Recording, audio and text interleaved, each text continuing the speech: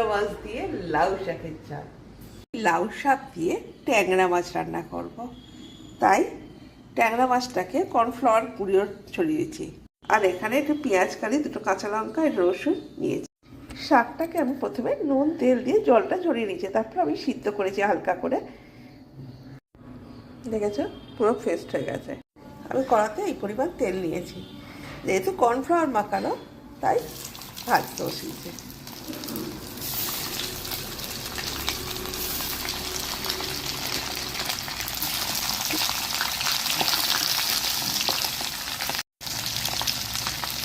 দেখো, কর্নফ্লাওয়ার লাগালে কিন্তু মাছটা কম ফটে।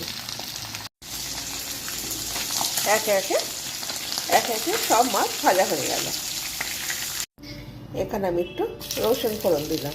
যেহেতু এখন পেঁয়াজ কালি সিজন, তাই পেঁয়াজ কালি দিলাম, পেঁয়াজ ছাড়া। একটু টমেটো দিলাম। এখানে একটু লঙ্কা গুঁড়ো অ্যাড করছি, হলুদ দিচ্ছি, ঝালের পরিমাণ অনুযায়ী নুন অ্যাড করলাম। এবারে জল দিচ্ছি।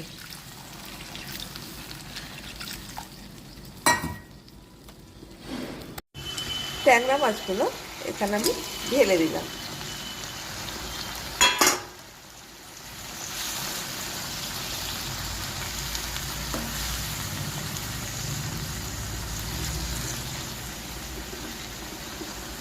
এর লাউ শাক পেস্টটা ঢেলে দিলাম।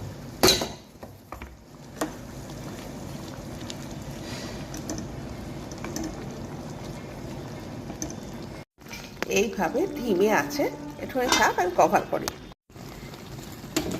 সব শেষে আমি একটু অফ করে দিচ্ছি। দুটো কাঁচা লঙ্কা চেরা আর একটু কাঁচা তেল দিয়ে আবার ঢাকা দিয়ে দাও। ঠিক ঠিক এইভাবেই বানিয়ে নাও ট্যাংরা মাছ দিয়ে লাউ শাকের ঝাল। জাস্ট অসাধারণ লাগবে।